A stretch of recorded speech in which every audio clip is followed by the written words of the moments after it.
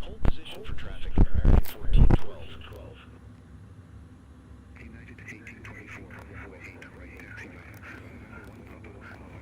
This feels like the longest taxi ever. Let's get some speed in. American 1412, continue taxi. Continue taxi, American 1412. Okay, looks like we're gonna have a crash. Definitely a crash. UPS 2029 heavy. Hold position for traffic. I'll call you back. Hold position for traffic. UPS 2029 heavy. Okay, we're not gonna hold position because the traffic is back there. We're gonna carry on. American 1412. Hold position for traffic. Hold position for traffic, American 1412.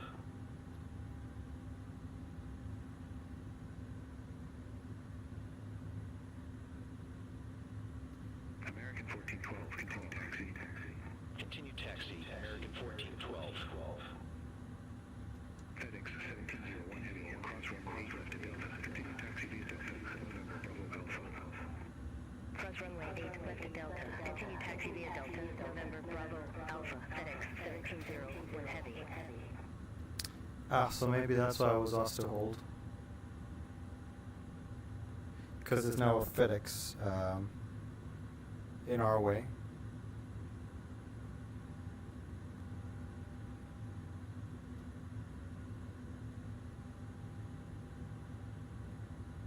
Or maybe not, he's going the other way around. This is finally a good taxi speed, 24 knots.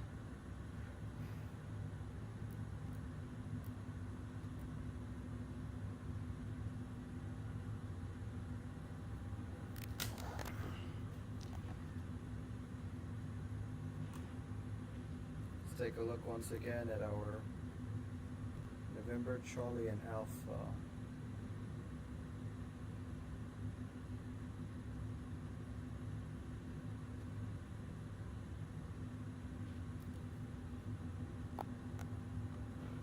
In all honesty, I'm not quite sure I understand the taxiway instructions. It seems like they're a little bit confused as well. So let's see how all of this pans out.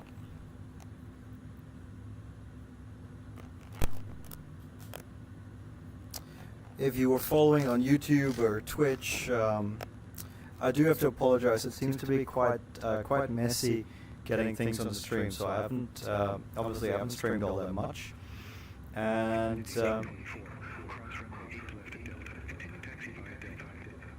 you know, since Christmas, New Year's, and the home renovation, I haven't actually had time to keep things going. So it's a bit slow. I apologize, but I hope you find it okay.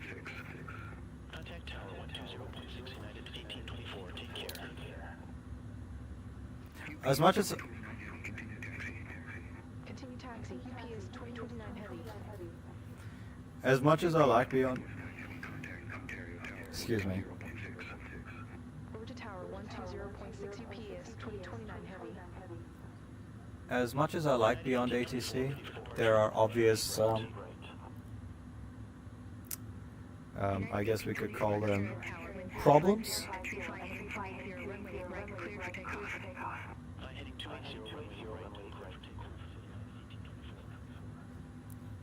Ontario Tower, UPS 2029, ready for departure.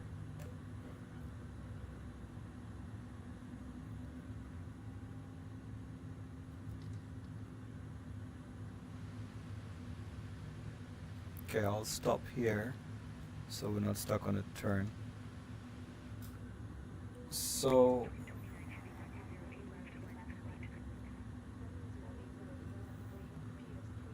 I'm gonna line up and wait. Let's get the strobes on.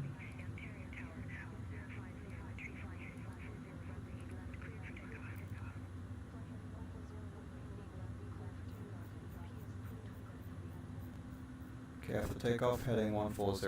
Okay.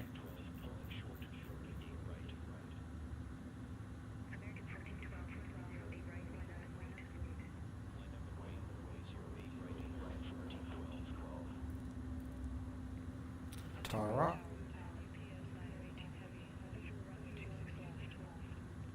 This isn't great. Someone's on 26 left, we're departing 08 left. Very messy. Let's give it a go. Probably gonna get a TCAS RA, but we like that, don't we? We like having fun. So the engine to me seems stabilized.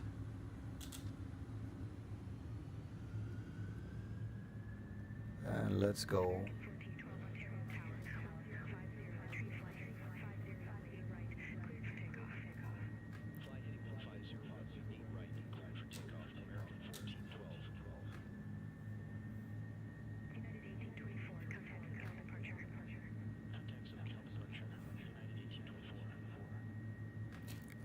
A lot more power than I anticipated is now going into the engine. We needed 1.40, and we're currently pushing 1.41, which is, I guess, better safer than sorry, isn't it? V1, rotate.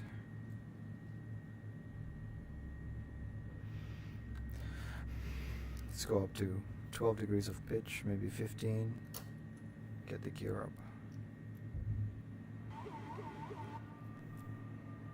That's the trim. Go ahead and select nav.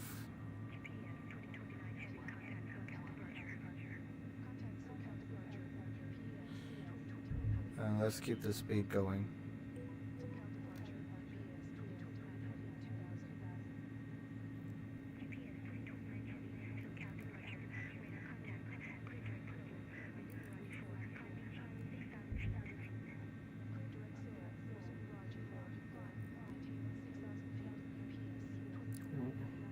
One 6,000 feet set. Thrust climb, profile climb.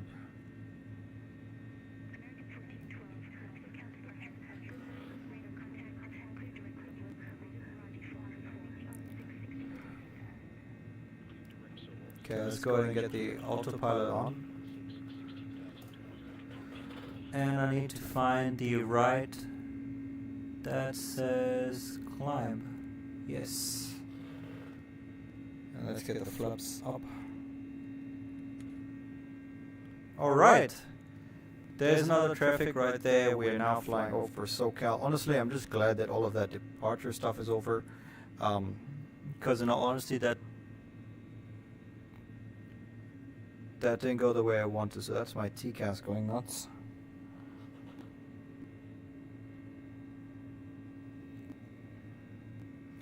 And I don't know, I'm not really sure why she's not making as much noise as I expected. Let's go out here at the settings, find out what I've done wrong.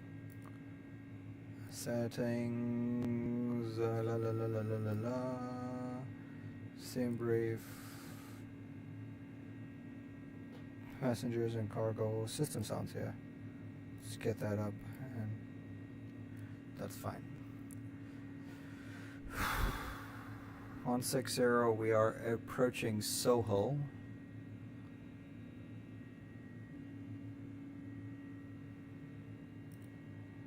And according to the charts on the Regi 4, we were supposed to be at 7,000 at Regi, but we've been cleared to 1.6, so we're doing that. Guess that's a San Bernardino airport. Flaps are definitely up, so let's go ahead and turn off all of these lights that we don't need anymore. Wing lights, we'll leave the landing lights on until and the turn off lights can go off. We'll leave the landing lights on.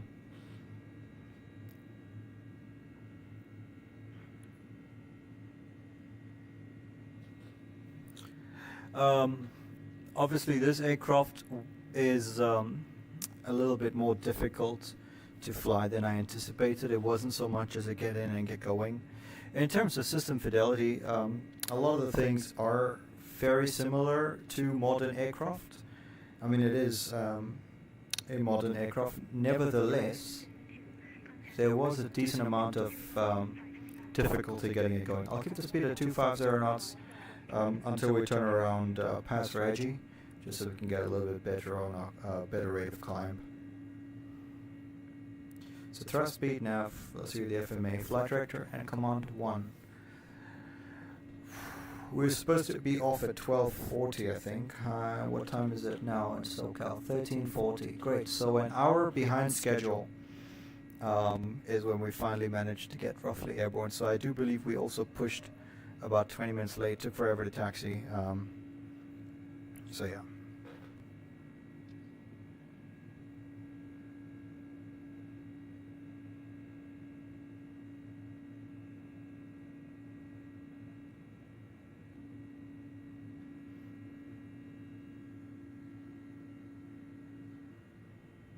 Oh, yeah, through 10,000.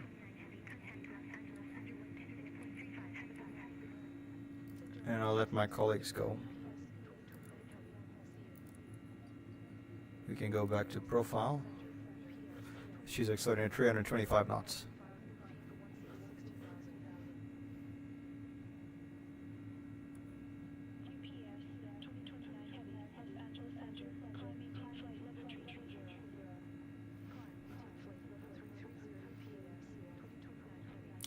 Climb and maintain level 330, 330 set. We can just about see the sun rising.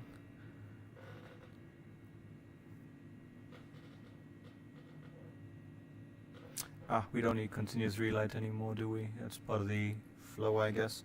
So I'm just doing 737 stuff on an A300, trying to make the best of the situation. Here we are, just under, that's Santa Ana Day. And I don't know, H March Air Force Base. A couple of airports in and around the Los Angeles area that I'm not entirely familiar with. Let's see if we can find them in the en route maps. Oh. Let's see if we can't use a VFR or World Day map. Yeah, that's nice. So we can see where we're flying over.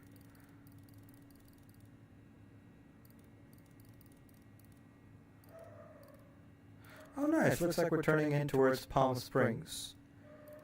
So for all of you who like your Coachella, that's probably where you're going to end up, somewhere around there. And we race towards the sunrise. I need to turn that off because that's quite annoying, but I guess they control both sides.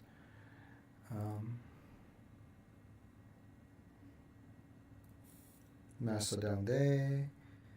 These are some lighting, map lights.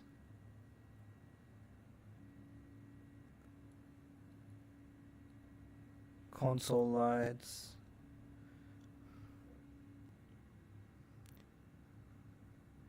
Main brightening pan, okay. Let's get some lights on that then. Oh yeah, that's quite nice, yes. Cap and center instrument panel lighting. Okay, all right. So you're saying that it didn't have to be this dark the whole time? How do I turn on these lights now? Mamma mia, mamma mia. Annunciator lights, you guys can go dim. It's still quite dark. Just need to be armed.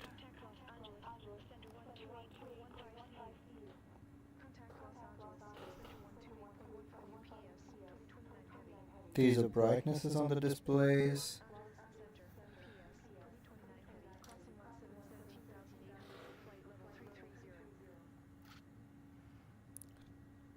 Total light temperature and icing range. No problem, there's no clouds.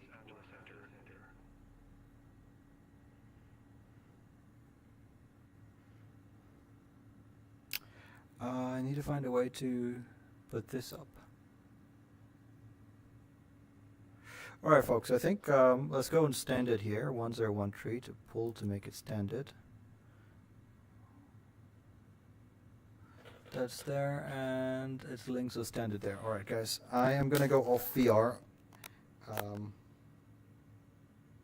which I think is beneficial for all of us. I assume you'll still be able to hear me. And at the moment we had a messy departure out of out of Ontario, and we're now on our route finally towards we're finally en route towards I forget where we're going, towards El Paso. So it was a little bit messy. I mean, if you guys have been following the first 2 or 3 times that I did start to stream, the reason why it was, well, I don't really want to make excuses, but I haven't done any streaming for a while now, so it's probably what I'm going to blame it on. Anyhow, 18,000 feet, I think everything's good. I'm just looking for a few things to maybe assist, to help find out where things are.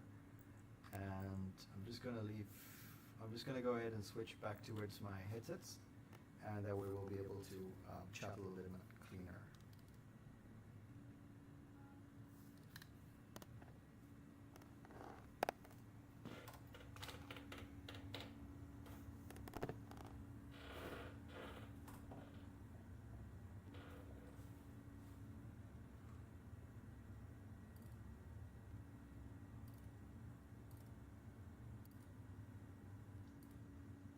Okay, guys, so I'm hoping now is a little bit better. I hope you can hear me appropriately, and I'm just changing a few of the other sounds so that I can hear them on the right device as I'm going along. Obviously, it's impractical to have your headsets on the whole time as you, well, the VR headsets on the whole time as you fly along. So this is sort of the midway point that I found is comfortable. We'll do the departures and arrivals in VR. I'm curious to hear, and I think now would be a good time to also take in some questions if you guys have got any. If not, well, if not, you'll just hear me ramble anyway. We can take a few things. We can take a look at a few things that are on the iPad, that kind of stuff. So let me get everything here for you. And you should be able to hear the desktop, you should be able to hear flight sim, you should be able to hear me. And let me just see if I can't put myself somehow back on the screen. You guys gotta excuse me, I promise I will be getting better as we go along.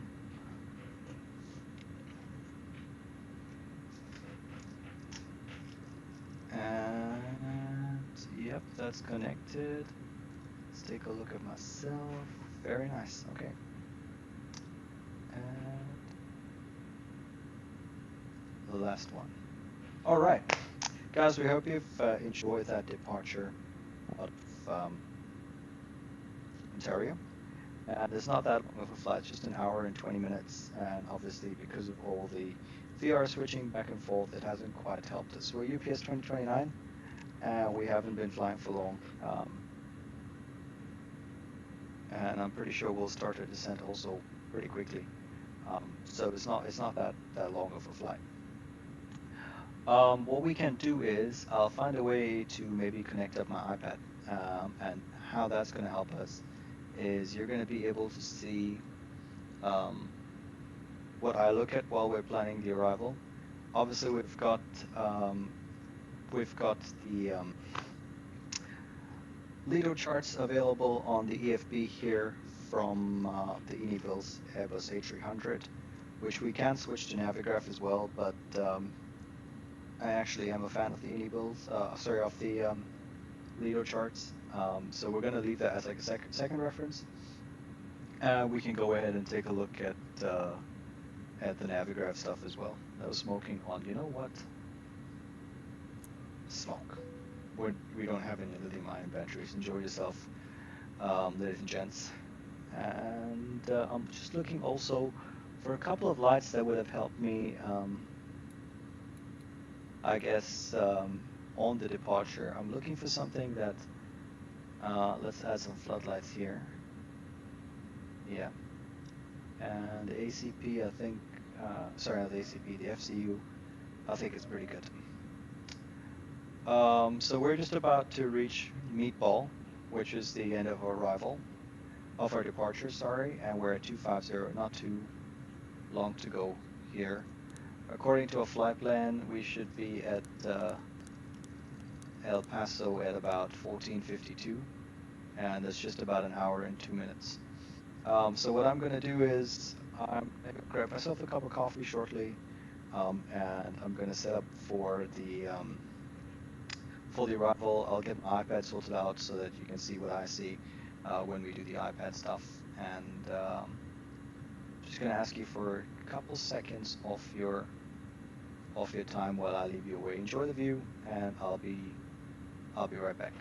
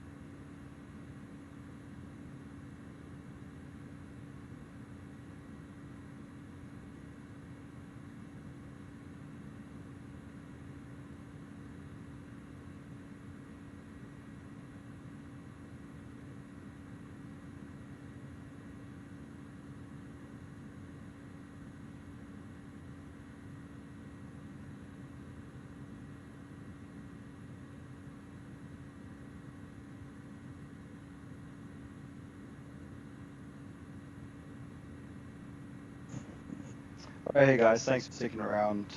I've got a couple of things now sorted out. Cup of coffee here, and we are. Well, we got. I can take some questions now if you've got them, or we can just jump straight into. We can jump straight into sorting out the arrival. I mean, whichever is earlier, I guess. I'm just now sorting out the stuff on my iPad, so it's a little bit easier to show you what it's like from Ontario to El Paso. Yeah, super. And let's see if I can't actually get that up on screen somehow. Yep, that's it.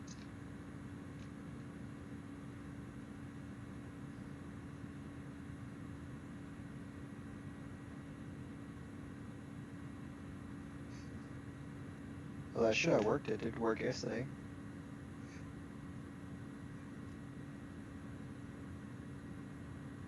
Mm-hmm. Absolutely, that's right.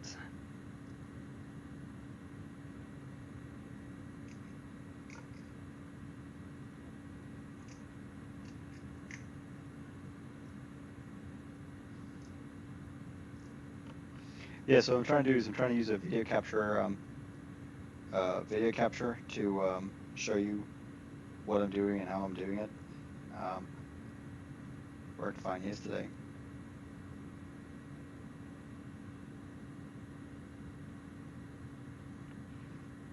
Okay, let's see, USB.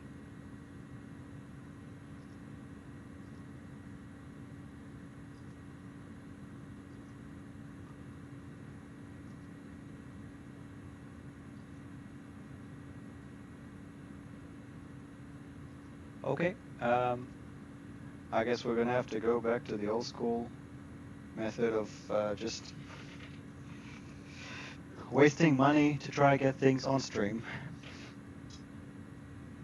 Maybe if I connected it here instead, we might be better off. Let's see.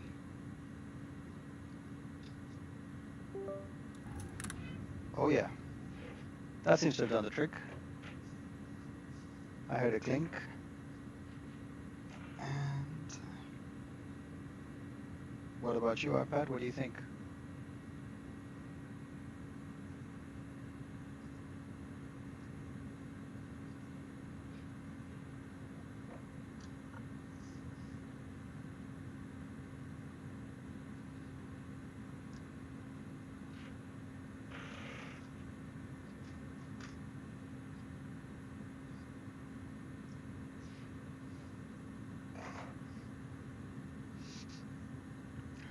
All right, folks, so I guess we'll just use this then. Great, so the arrival today, we are attempting to fly into El Paso. We obviously need to know what the weather situation is going to be like, so let's go ahead and take a look at what it is. So let's close this. Let's refresh El Paso. I've never been there, so it's obviously going to be fun for me as well.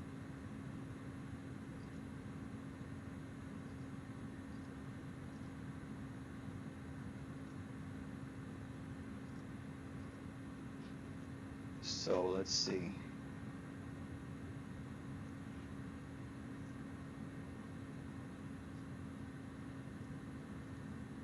You should be able to see it at the bottom of the screen.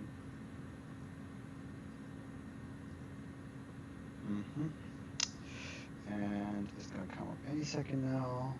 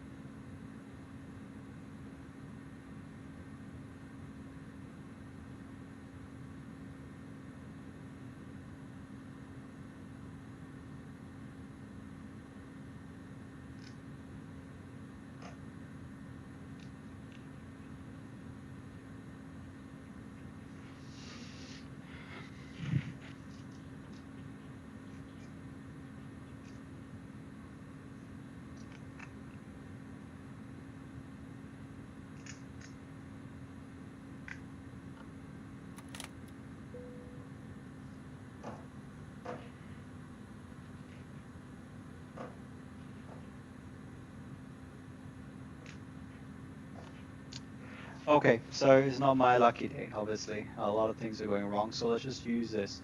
So in El Paso, there's no winds. Temperatures at 4 degrees, altimeter 3013. If I had to hazard a guess, let's take a look at the general El Paso area, and take a look at the aerodrome facility charts for El Paso. So I can tell you already, based on this, 8,8472 looks to be a relatively high elevation. Airport's at 4,000 feet, so we need to start slowing things down a little bit, just to manage the energy a little bit more as we come down into El Paso. El Paso, it's 2204 and 26 left, so 1, 2, 3 by my count. And if I was to hazard a guess, I think we're going to go to on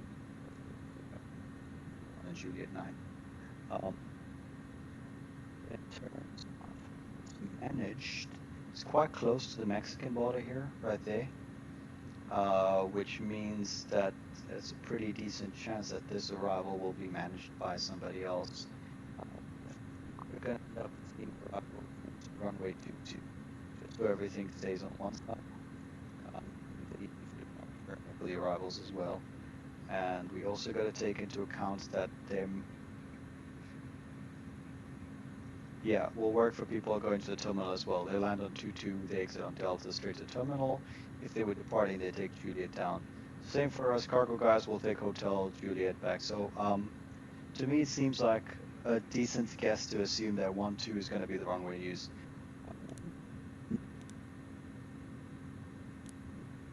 Yeah, I believe there was a way to do CPDLC. ACARS ATC, ATN link status. Let's log on to KUSA.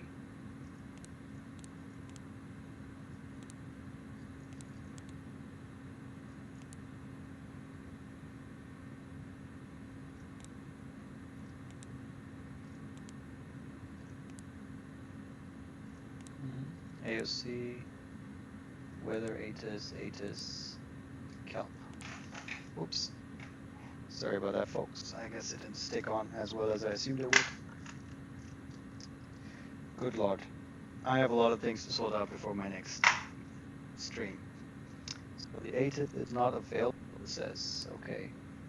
I know there's a way to make Beyond ATC sorted out for you, but I guess as far as we're concerned, it's going to be attacked mode, econ in it. So we were planned at 330, okay, 14:30, it's a drop. So about 34 minutes, okay. So we'll just plan for the approach for runway 22. Looks like an ILS approach is going to be the best one for us. And in terms of star, actually don't know, let's take a look at our OFP. The Molly 5 by the Teats transition. Molly 5 arrival here. Teats up there. Teats. Teats transition for Molly 5 is we're gonna do today. So it comes in from T's up 0 above, and there's 1 up. Woburn, Molly is between 13 and 11. Wicker, and that's for landings on runway 2226 left and right, so it's going to be Wicker. So we got that one pinned. ILS localizer 22 from Molly Wicker. Doesn't actually stay, but we're probably going to expect some sort of intercept, I guess. Radar required, or because I don't think we end up all the way there. It's going to be an intermediate fix at some point, so I'll go ahead and chart's already pinned. Okay. After landing is going to be here, and the APC non-published by the looks of it.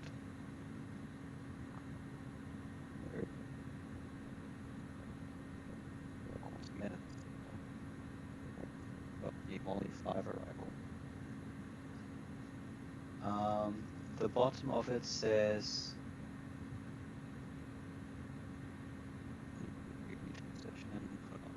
aircraft expect radar vectors, that's fine.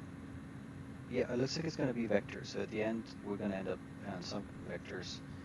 to end up on the ILS approach. So as far as I'm concerned, I'm just going to go ahead and put the full ILS approach, not necessarily from whole, but maybe from piers. So let's go and put that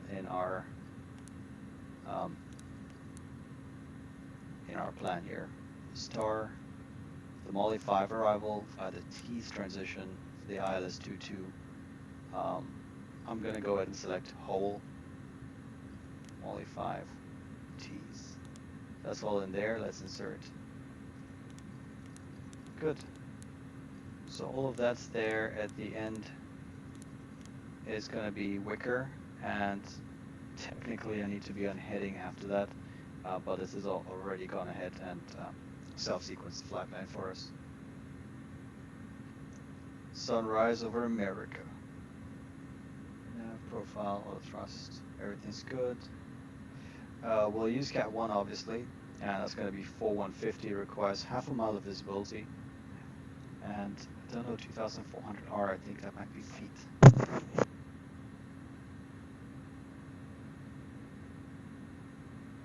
Nothing like a nice espresso to boost your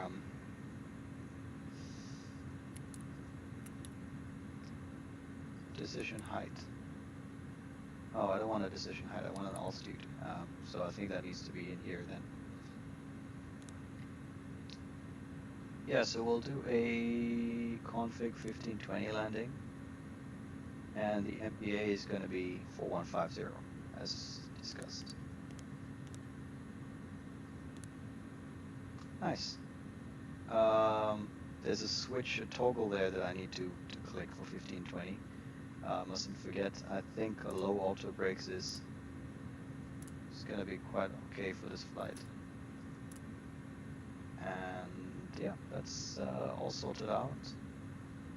I'm not sure what that is. Let's just see if I can't. Landing elevation. Oh, we need that. Okay. So it turned out that is in fact manual, and I might have not seen it. 396. Let's go ahead and see if we can't set 4,000. Yeah, it seems to be in the 50s. 3962. Yeah, we'll just go ahead and set 4,000. 4,000 feet landing elevation. Does that change anything in terms of the pressurization? Yes, I think not. So the cabin altitude's fine. It's descending a little bit. Differential pressure is okay.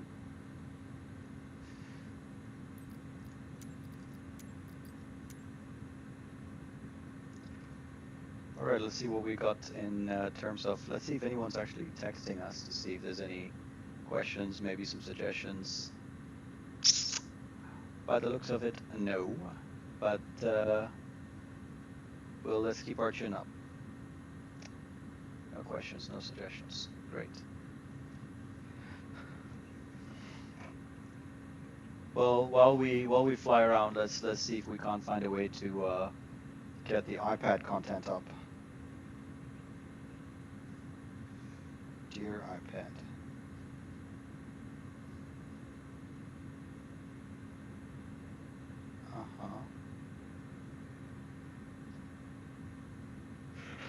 I think she requires a little bit more power, which maybe would explain why she's not necessarily transmitting.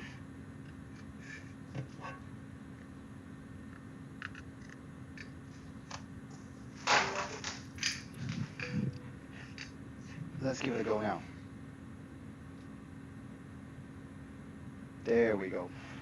All right, you should be able to see something on your screen now from the iPad, which will be a lot easier to explain now that we can take a look at also, we can also take a look at Navigraph. So, is she up? Is she ready? No, she is not. She was momentarily. Okay.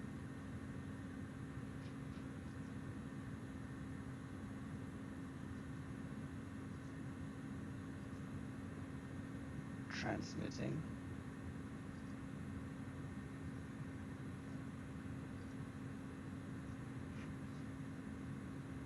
No, I'm not quite. I feel like an old man with technology now. Alright, transmitting, you get the blue line. Very good. Keep it there. Gone. I'm having some sort of power failure. I think she's trying to use power from more than one source, which is probably why I'm struggling a little bit with getting the video sorted for you guys.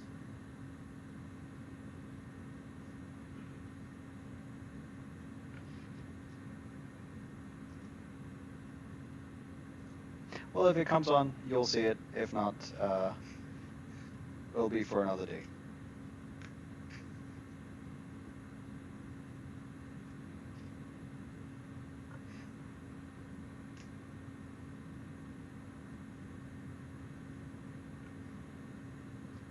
Okay. All right.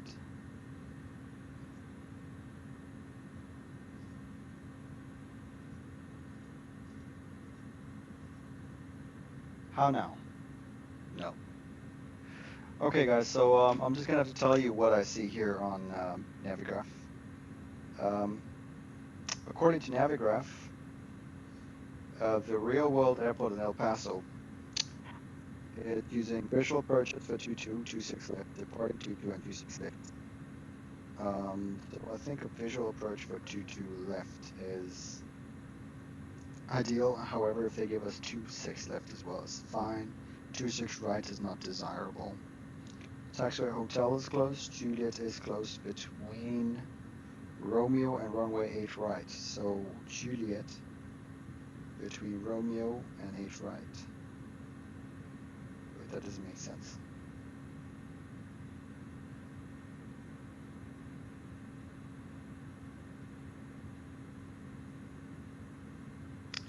Yeah, that doesn't make sense to me. Okay. Taxiway Juliet closed between taxiway Romeo and runway 8 right. Okay, that doesn't seem to be between Juliet and 8 right. Anyway. Wash rack closed, taxiway Golf closed between 4 and 22. Where's Golf? Golf closed between runway 4 and runway between 4/22 and the 8 right approach. Okay, makes sense. That bit is close. So Foxtrot, Juliet all the way down. I guess that's what they mean is close between Juliet and Romeo, between Romeo and 8 right, because that's probably taxiway Juliet. Okay. 26 left, Poppy is out of service. Warning, 26 left is shortened. So 8925 feet is available. So it's actually quite a bit shorter. We need to go and take a look at the NOTAM for that, for which I'm going to go ahead and take a quick look at a sim brief to see which NOTAM it is that applies to us in terms of shortening of the runway.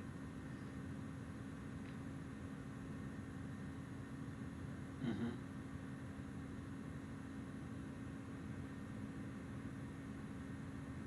26 left, declared distance. Landing distance available 8925. Takeoff run available 8925. So I'm not entirely sure where it's closed from, but it's entirely shorter. Be nice to have known that. DLP runway 26 left, declared distance. Harpies under service.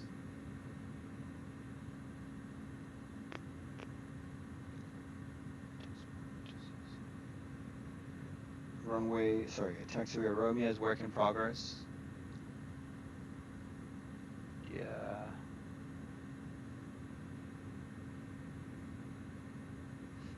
Okay, which is great. I'm glad to know that 26.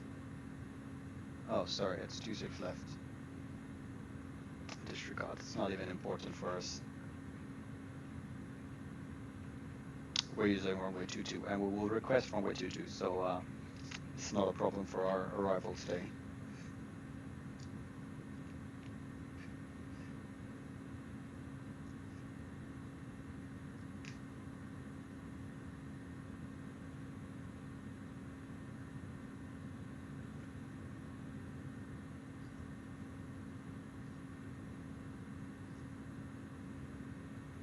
Super.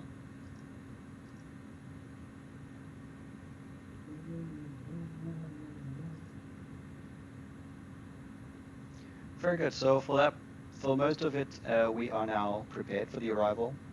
Um, I mean, we could do an arrival brief, 14:39 versus, yeah, another 23 minutes left to go. We'll go to light mode here. We don't really need it to be dark anymore. Molly 5 arrival, 3324, 1 up Woburn, then to Molly. Wicker at 9,000 at 210. So let's see if all of that's in here. Yeah, that's all sorted out. From where it has us going to Hull, so I actually need to go ahead and remember to set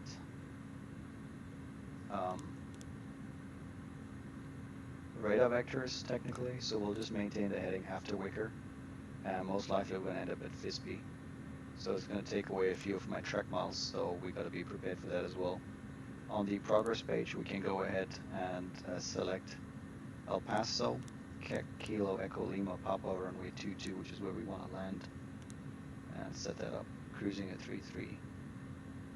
Descent forecast, all's in. So yeah, I think we should be okay using the calculated top of descent point. But out of an abundance of caution, maybe we'll go ahead and select something else as well. So let's go back to map mode here, and we can increase the range to 240. My next question remains, how can I get this to display something? We'll go ahead and tune the ILS. Okay, that's important. This is not an auto-tuned aircraft. The ILS is going to be on 1115.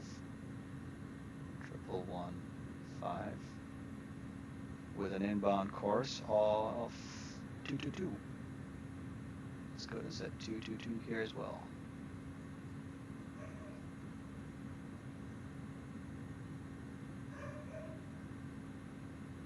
I think I might have made a mistake with the throttles. It would have been a little bit better to leave the Boeing throttles here because they don't actually have detents. You just set them up here and push Doga, I guess, which is what I missed out on. So it might have been a little bit easier to set those up. Okay, that's all good. ACARS message. Sat dial ACARS ATC tuning. Calm, ATC. Audio control panel, MCP tune, cancel. CPDLC, ATC log, ATN link status. ATN and COM log on not. PDLC is available. So how do I do that? Let's delete all of this. Log on to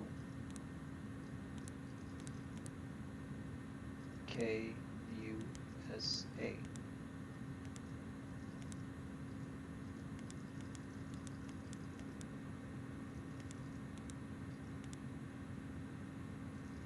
Okay, that doesn't seem to have worked.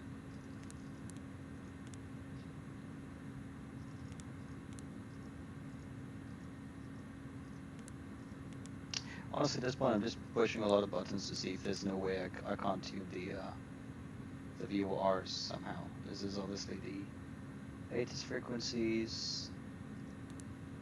Okay, fair enough. Sorry, the ATC frequencies.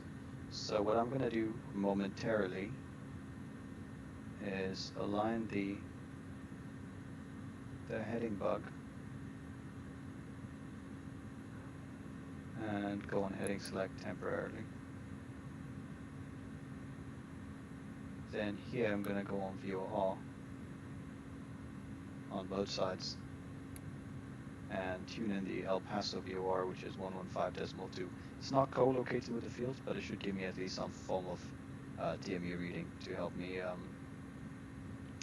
navigate my way in 1152, 15.2. Both sides. Nav, nav, nav.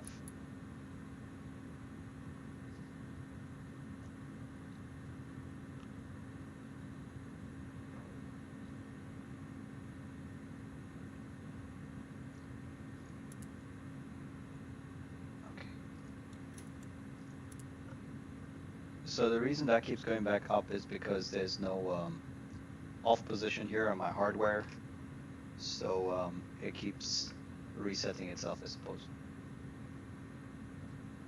Okay, so Lesky202 has obviously messaged me with scam, let's call it. We all know that this stream isn't going as well as you expect it to be, Lesky, but thank you anyway.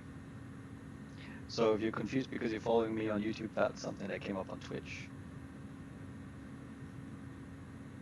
Anyway, the whole point of today's sim is just to have a take a look at the Airbus A300 and try to figure out how to make VR work with all of this. And obviously the iPad as well, which I thought was quite a cool toy. Fortunately hasn't gone the way I anticipated it would, which is a shame because I was quite looking forward to it. Oops.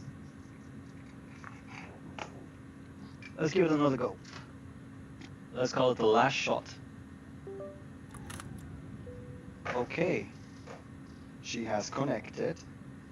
I heard the ding. I'm sure you guys did as well.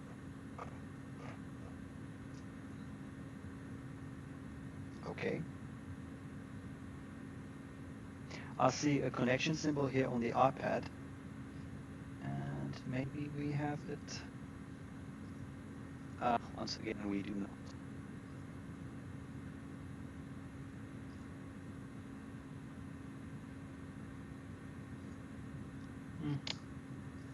Maybe next time. For the next stream, we'll have that sorted out. We're going to come out to adopt the same point. So you're going to have to excuse me once again, ladies and gents, as we swap around a little bit with our cameras and VR and all that. So it's going to take a couple seconds. I'm going to ask you for your patience that coffee's done. And we're going to go back into VR shortly. Just take a look at what Beyond ATC has said. Nothing. Okay. Nothing at all. I'm half wishing we just left the Boeing yoke, the Boeing throttles in, because it's going to be a little bit difficult now to fly with detents for a plane that doesn't actually have detents. So we'll make a plan. All right, folks. Our cameras are going to go off now. 3, 2. Oh, where is it? 3, 1. There we go. Off camera, and I'm just going to switch you guys back real quick to my what do you call it? To my VR headset. So you put the microphone there.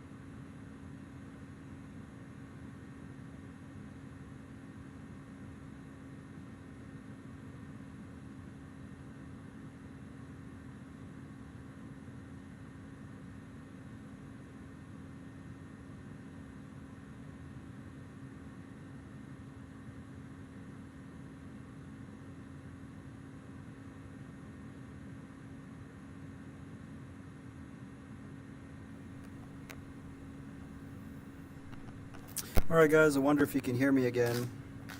I've just gone back into the headset and we'll get started with the stream again. In 3, 2, 1. There we go, back in VR. Los Angeles Center UPS 2029, go ahead.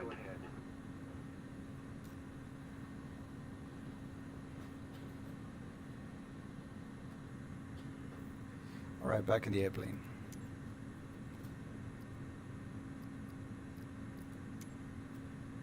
Don't think I'm quite happy with this position. Let's see if I can get pilot, landing. Oh, that's too much. Co-pilot, nope, just regular close. Okay, maybe a bit too close. Just regular pilot, there we go. Put you off to the side so you're not in my way. Everything is attached, and let's go back to the center. Okay, guys. Honestly, I gotta say, it looks fantastic. I don't know if you see the same through your lens, but very pretty. There's a few more settings I need to sort out on the Pimax Crystal. I've had it for a few months, maybe just over a year at this point, but there's a few things that I think we would benefit from the clarity. At the moment, I just changed something in the settings because I thought it might make it a little bit easier on the stream, which I guess it does. It seems to be fairly smooth from in here, but it's affected resolutions just a little bit. As you can see, I'm literally, yeah, that's good enough. 330, 240 at T's above 330.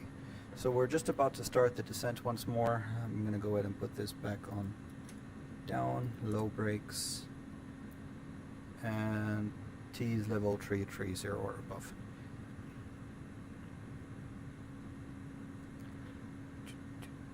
I think we can go back to bright here, can we not? Annunciations to bright. For the most part we are set up. We have how much fuel left? 8.2 tons of fuel left to go to our alternate, for which I don't have scenery and I'm not going to buy because I don't think it's somewhere that I will be flying too often. Oops, sorry. To the alternate, which I've never heard of. Let's see. We need total fuel of 5.6 to go to alternate. Let me tell you what the alternate is. Where are you? Where are you?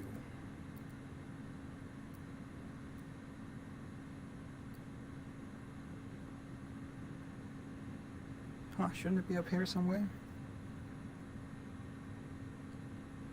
Oh, it's the alternate flight plan at the bottom. Ah, there should be destination alternate. Roswell Air Center, which I think sounds kind of familiar from things like I want to say alien invasions, and I believe this is like alien territory, isn't it? This is where the aliens like to visit when they get to the United States.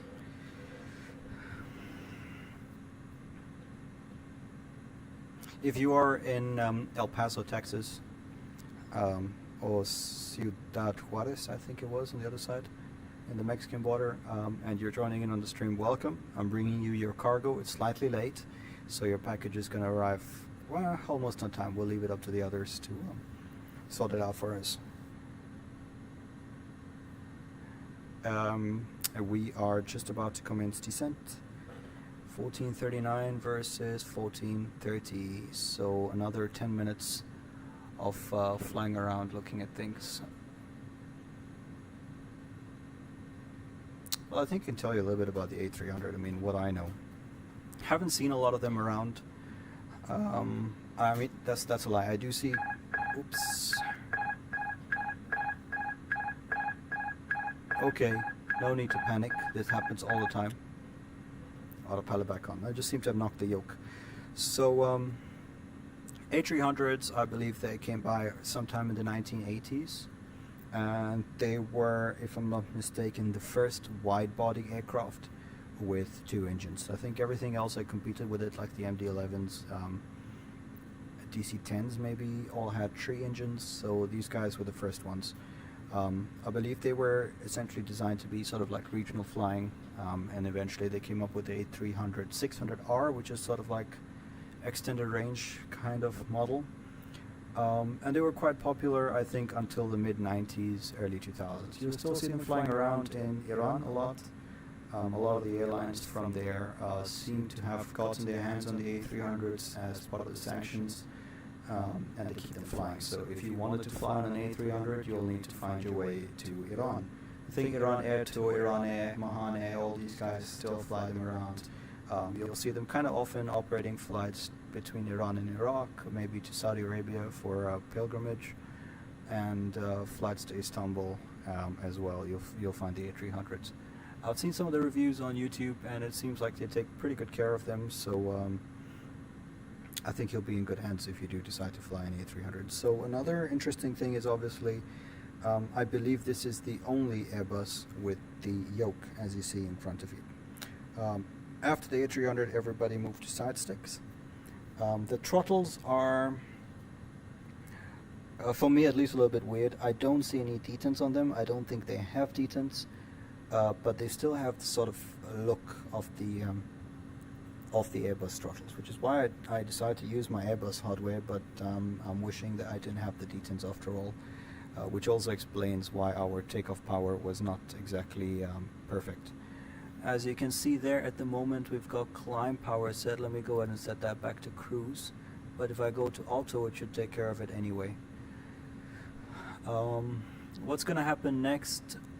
These are it's like a mix, so you have like your digital CRT screens. It tells you your altitude, your speed anyway, but on the side as well you've got another airspeed indicator, so analog items as well. So right now we're doing about 280 something knots, which is what's referenced there. Level 330. This is your TCAPS, which is in modern airplanes part of your navigation display, but here of course is a separate instrument. Your automatic direction finder, your VORs, which I haven't tuned in yet. These are your flap indicators. This is a standby altimeter, brake pressure accumulator, and 2 rows for each engine. So you got 2 columns for each engine. So you got 5 dials on each. This is the EPR, the engine pressure ratio, the exhaust gas temperature (EGT). It shows your N1, your N2s, and the fuel used. At the moment, together we've used 6.8. Total left is 7.8. So it gives you an idea about roughly halfway into the flight.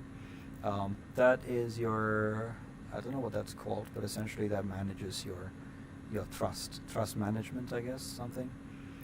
Here's your flaps indicator. So flaps and slats have their separate indication 0, 0, and as we discussed, we're going to use flaps 15, 20.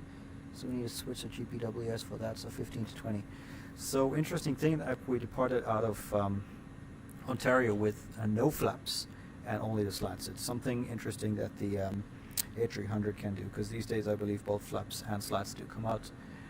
The difference between the two, slats essentially delay your stalling, your critical angle of attack, whereas flaps allow you to fly slower. That's the general idea. And obviously Airbus has, you can see the start of the implementation of Airbus philosophy here. It's essentially all push buttons, a few switches, but if you look up the cockpit panel, the overhead panel needs to be dark. And if it's not dark, something's up. I think that's also similar to what Boeing has, even on the 737s. Look up, if it's dark, A-okay. If it's not dark, something needs to be addressed, or the configuration is maybe not correct. And as you can just take a quick look up here, everything's dark, everything's green. You've got 3 hydraulic systems, the blue, green, and yellow, all A-okay. No lights on here, so that shows that it's fine. These are your pitch trim and the auto thrust channels, which we needed to turn on to be able to have access to the FCUs, and it's obviously different from what we have these days.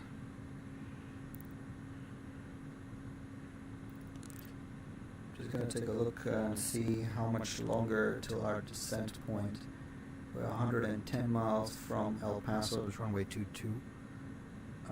We've got a decent tailwind blowing, and on top of which we have a high airfield elevation of 4,000, so I'd like to use that to descent.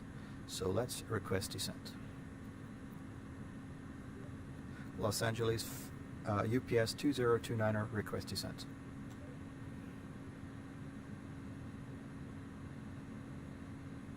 UPS 2029 Heavy, say altitude.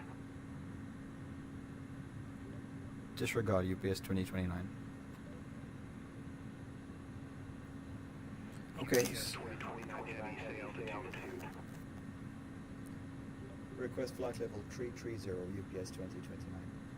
Okay, we're just trying to figure out how to get it to request for the approach.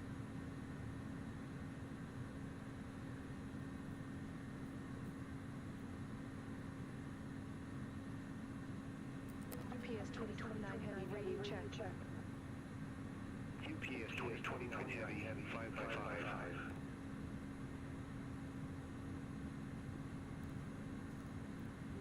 Los Angeles Center UPS 2029, ready for descent.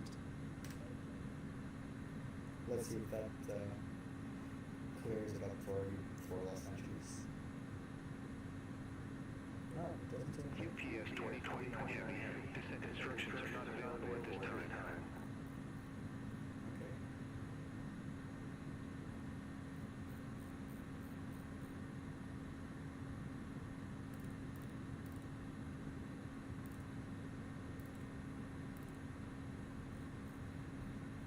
Okay, because I was not really expecting that.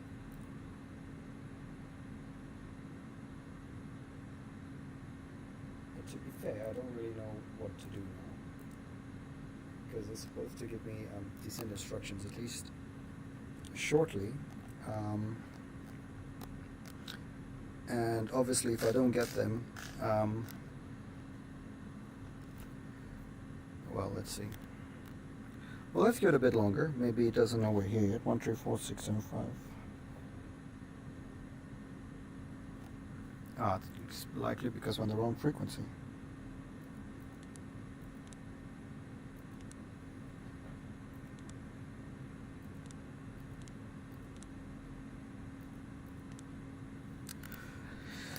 Let me go back onto the Beyond ATC panel. Let's take a look. What frequency is required? 134.65.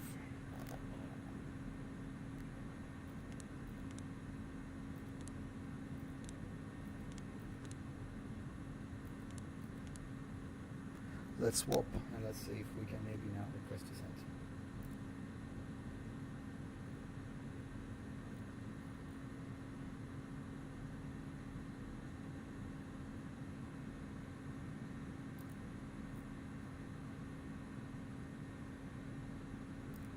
Okay, apparently nothing. 126.350.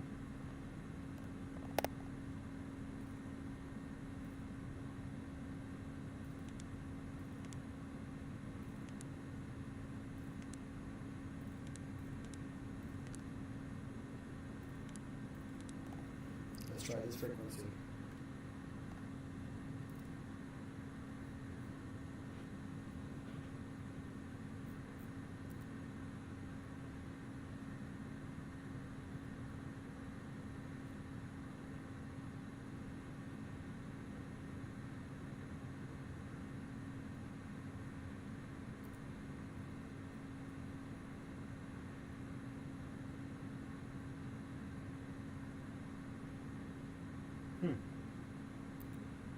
So we found ourselves in a bit of a pickle.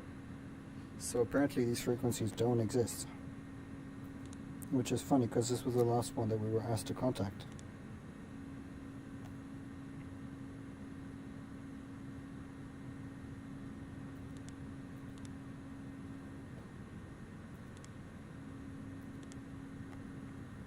One 3465, let's give it another shot.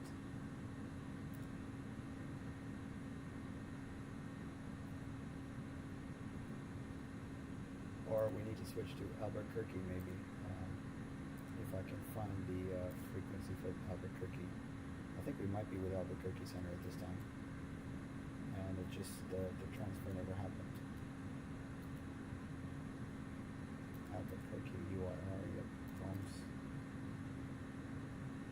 132125, let's give that a shot. 132125.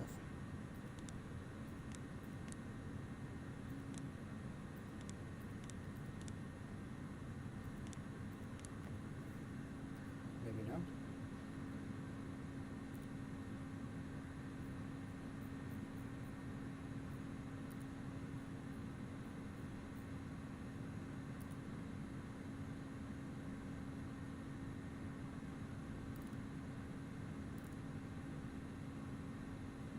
Okay, still nothing.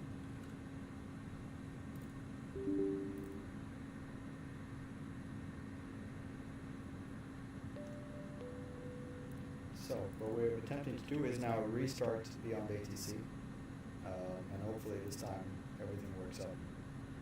Waiting for sim, yes, downloading Beyond flight plan. ATC. Okay. Yes, Ontario, good.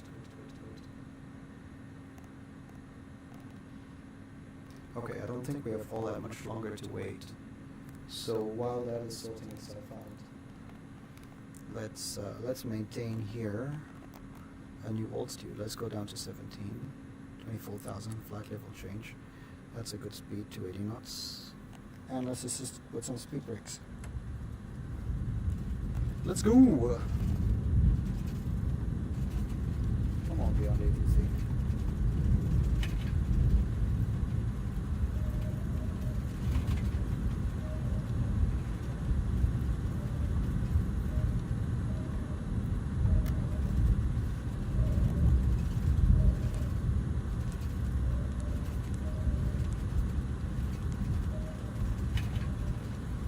Maybe this frequency 128.2 seems to be what the others must be too.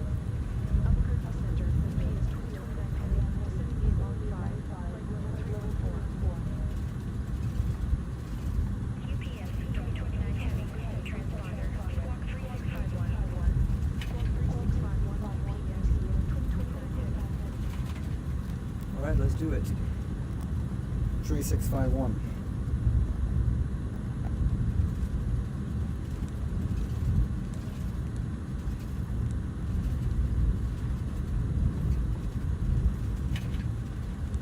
UPS 2029 heavy, Albuquerque Center, radar contact. Alright, we got radar contact.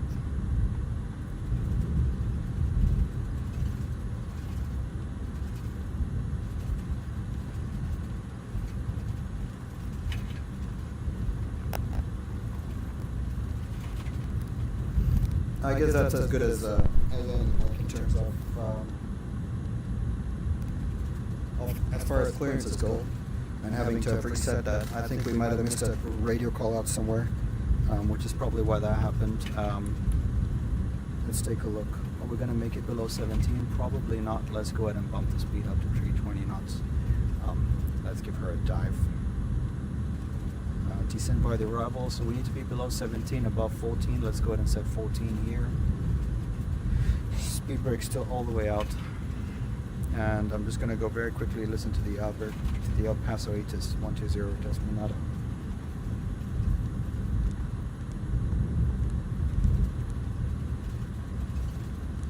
Right. Currently runway 26 left. Brakes operation around the Paso. Vibration contact have information Sierra. Molly needs to be above 1,000. Information Sierra. Once more, good top. Visibility 10. Cloud, 25,000. Temperature 0 dew point 90. Altitude 3013. Landing runway 26 left. 6 right. Departing runway 26 left. Brake operation around the Paso. Okay, so that's sorted out. So runway 22 is available. I'm just going to make sure that that's the one we're going to get from the UPS LVTC. 2029 heavy, contact El Paso approach 1.2525, have a good flight. Contact El Paso Paso approach, UPS 2029 heavy. United 2426, contact Albuquerque, Center 13656, take care. Center 13656, United 2460.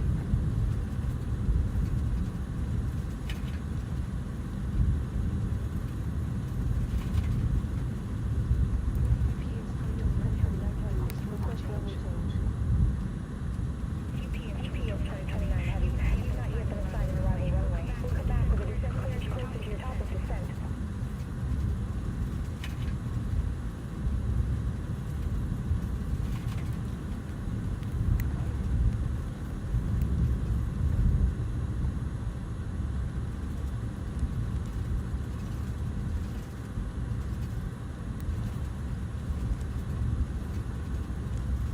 I think what's happening is it's not actually auto-tuning. El Paso approach, UPS 2029 heavy, 17,500 information Sierra. So I need to tune it myself.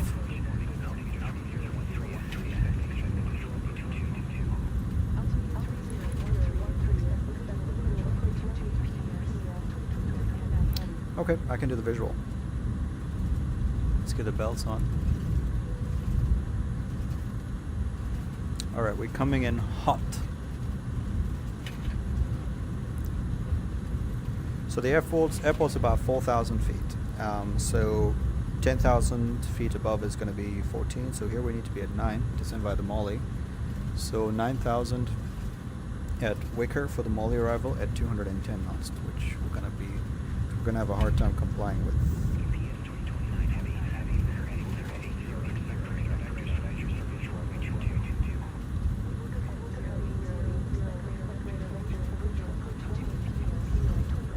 Okay, so we're going to leave a Wicker heading 080.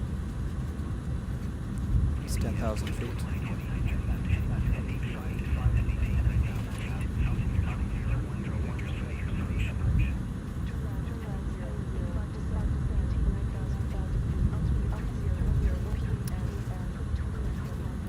Okay, heading 085, set, 900,000 feet, set, speed 210, also set. Let's get the landing lights on, these seatbelts can go on, and we are still got the speed brakes out.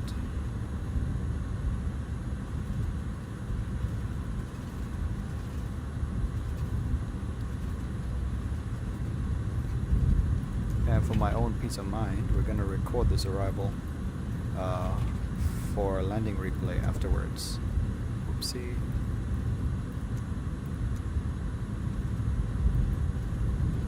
I'll put you as part of the stuff here behind my shoulder. YouTube camera behind my shoulder. Thank you.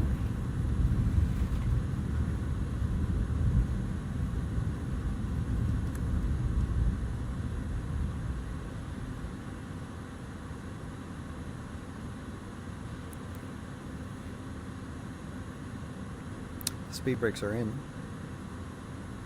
Let's both get the ILS up now, since we're not on the nav anymore.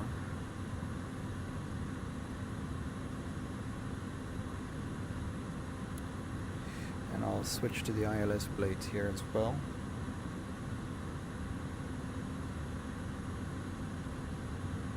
"12 miles away.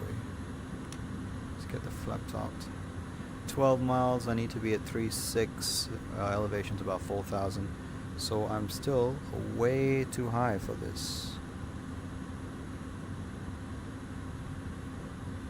Let's keep the speed brakes out. Oops. No, she doesn't like that.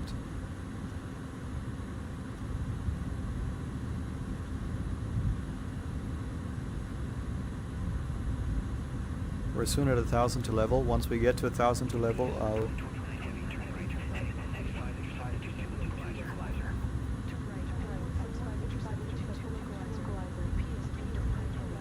Okay, I'm happy with that turn. 165 is a turn.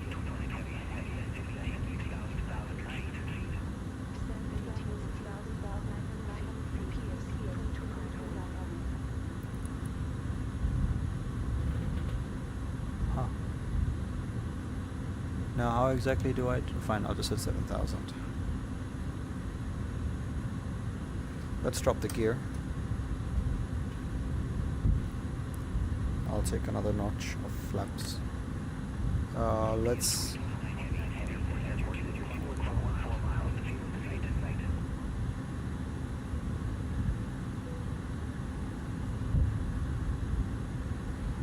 o'clock, 14 miles.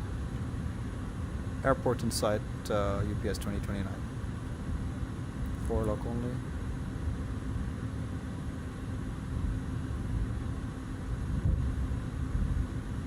Okay, we're coming in hot, hot, hot.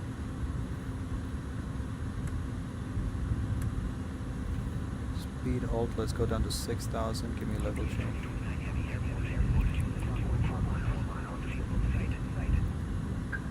Airport in sight, UPS 2029.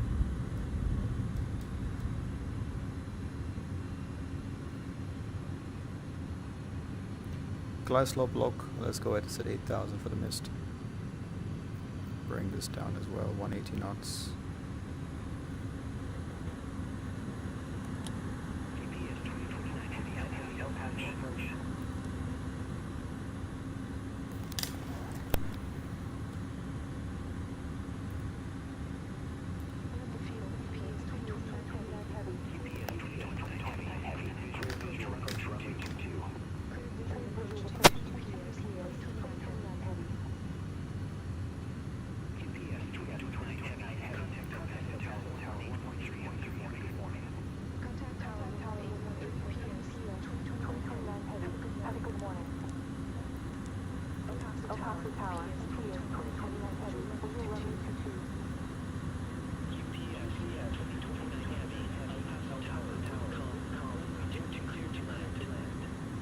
Alright, lights are on.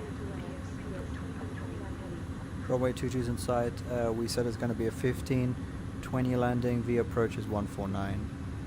Let's go ahead and set that up there, 149. Alright folks, here we go.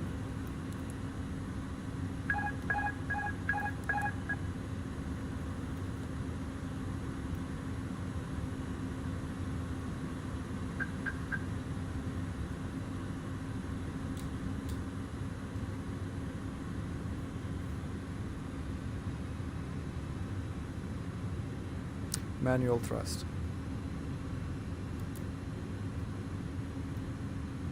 Or as they say in El Paso, Manuel thrust.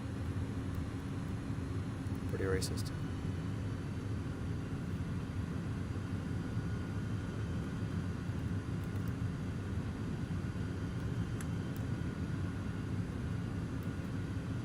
Speed brakes are armed. So gear, flaps for the landing, speed brakes are armed, cleared land, speeds in check, and engine start switches are continuous. Okay, there we get to El Paso. Look at Paso, Paso. Okay, maybe a little bit too much thrust. We need to bring that speed back. We're almost 10 knots above the approach speed.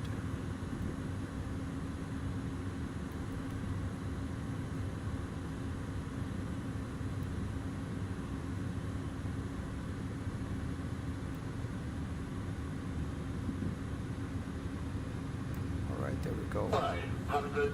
Checked.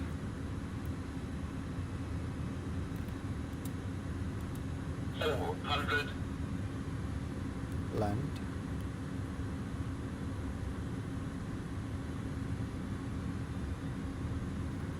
Some additional thrust. 200. There we go, we're on speed. Don't want to decelerate too much. 100. Visual. 50. 40. 30. 20. Oopsie, here we go. 10. 5. Made it.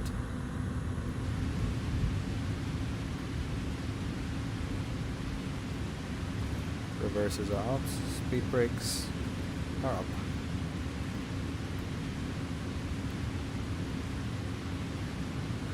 Best landing in the world? No. Made it? Yes. Will I fly the A300 again? Absolutely. Manual braking.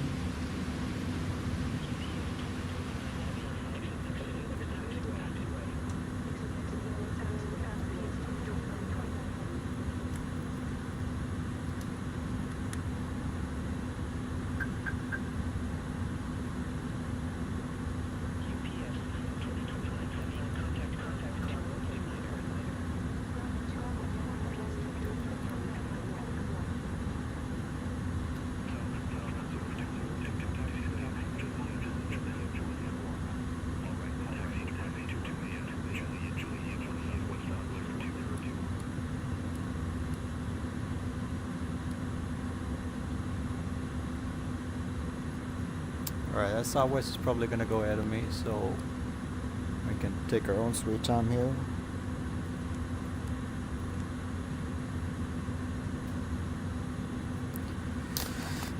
And if you just give me a moment, ladies and gents, I would like to very quickly go on to Beyond ATC and say request taxi to assigned cargo route.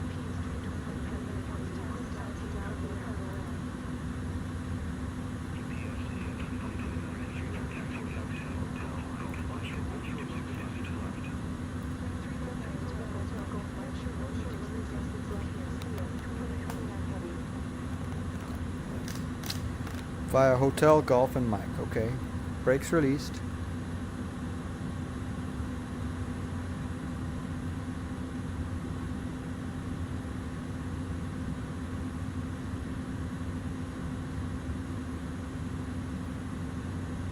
Okay, I'm gonna be honest, I'm a bit confused because I don't see Mike in a way to hold short 2-2 left at least. Say Hotel, Golf, Mike. Ah, okay. want me to turn around. But you know what? I'm just going to turn around here.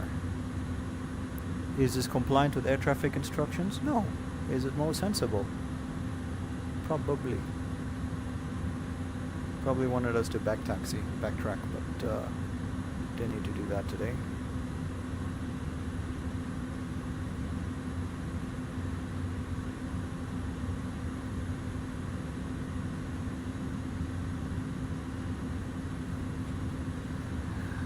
Okay guys, so obviously self-reflection here. Nice flight. I enjoyed it, nice and short. Had challenges with the A300 and beyond ATC and my cameras and VR and everything else in between. So did I enjoy the flight? Absolutely. Should I have streamed it? Probably not. Nevertheless, thank you for joining me on the journey. We are going to just get our ramp sorted out here. Oh no, she's got it sorted out already.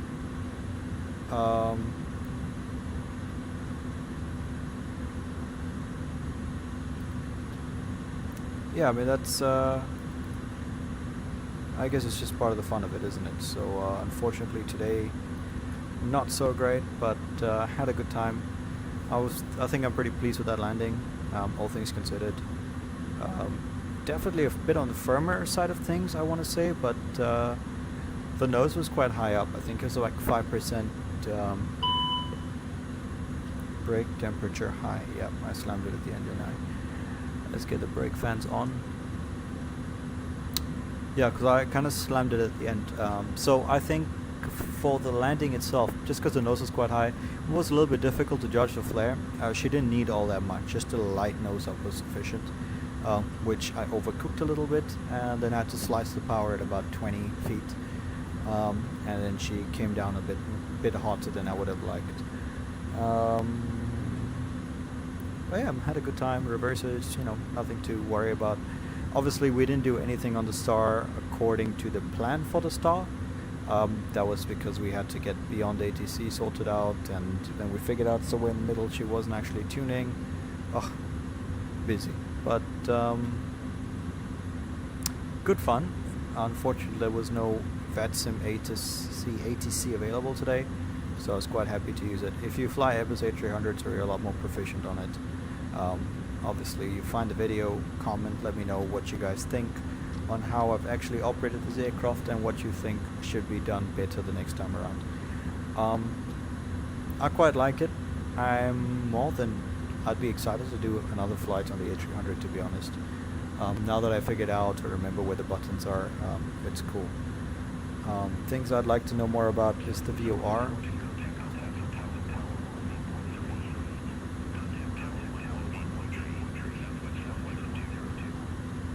I'd love to know a little bit more about setting the VORs up, because I like to have the VOR radials sort of pointing around everywhere. There are a few things, of course, that I didn't quite understand with the A300, but for example, like how to set the flaps as you go down. I think I was supposed to have activated approach mode at some point. Obviously I didn't do that either. So definitely a learning curve. Obviously a really cool airplane, very retro. I say 1985, 1990, not too long ago, but 36 years at this point. Yeah, it's closer to 50 than it is to 25. So yeah, we definitely getting up there. Definitely one of the classic airliners.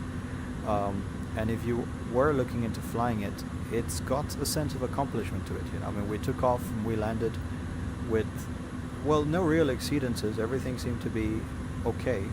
So if you're someone who likes to figure things out and you know, just have that sense of mission accomplished, this a fantastic airplane to go ahead and try to do that. Served me well today. Obviously the landing and the flying characteristics can be a little strange, but I think the best part about flying this aircraft is just figuring it out as you go along. Master caution. Oh, it's very Boeing. Similar to the MD-11, if you, I believe TFDI is coming out with the MD-11 for flights in 2024 soon. So if you are in a position to pick up a copy of one of those, definitely do. I've flown them in 2020. They are fantastic, and I look forward to flying them out on 2024 as well. Okay, we need to look for the ramp now. Honestly, don't know which way 36 is. There's no markings, nothing. 34, sorry. Anyway, let's get the APU started. We don't need this anymore.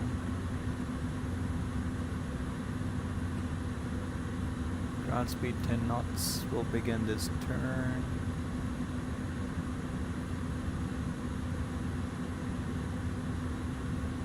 Okay guys, where do you think 34 is? Where was the APU? Out there. APU on. And start.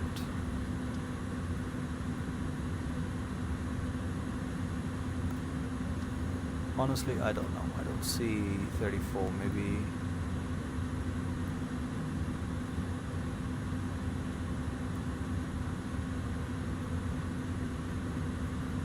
I see guys waiting there, so that could be 34, but this guy is in the way, so we need to find a different way to get there.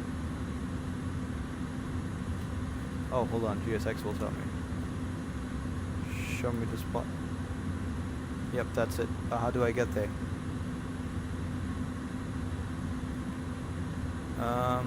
Can't turn left because I think I'll hit his nose. Or maybe I can. But just give it some additional space. Got plenty here on the left, so I think, yeah. I should keep his nose clear as well.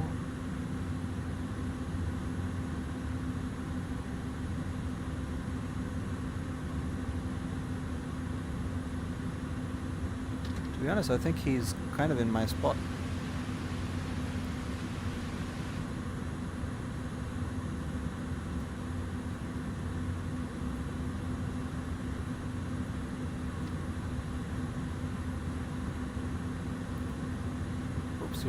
Not what I intended, but nice little hidden gadget. Okay, yeah, he's definitely in my spot, and I don't think I'll be able to turn within his radius.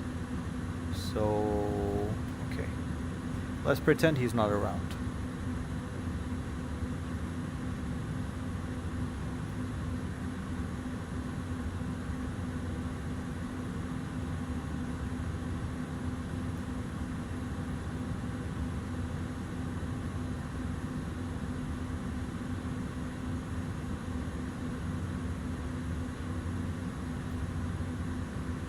Yeah, we didn't do anything right today.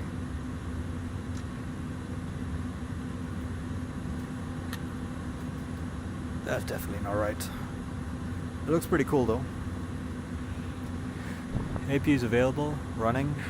Let's shut her down.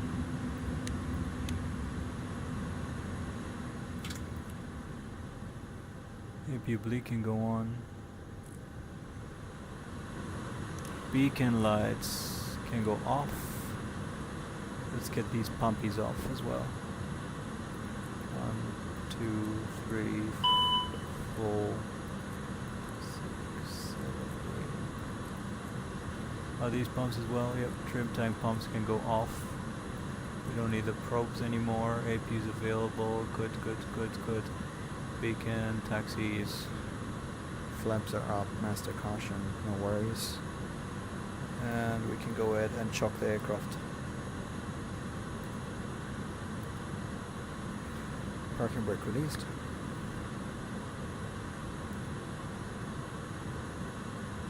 And the GPU can come on as well. Disarm all doors. GPU is on. APU can go off now. APU bleed can go off. It's 4 degrees. And let's open up all the doors. Main, forward. Ladies and gents, thanks for joining me on the stream. It's been fun, honestly. And I think we're gonna have to find a way to have a good time some other time. Oh, look at that.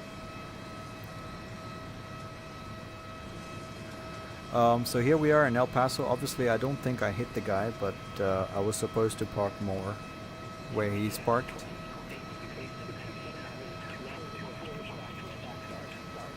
And that's the guy who's pushing off now, I guess. There's the Airbus A300 that brought us in from Ontario. I want to thank you all for being part of the stream. And maybe for the next one we'll do things a little bit more elegant, a little bit neater, so that we can all be happy with what we're seeing. And thank you very much for joining me. And this is a video for everyone, and I'll catch you. I will catch you next time. Thank you, and bye bye.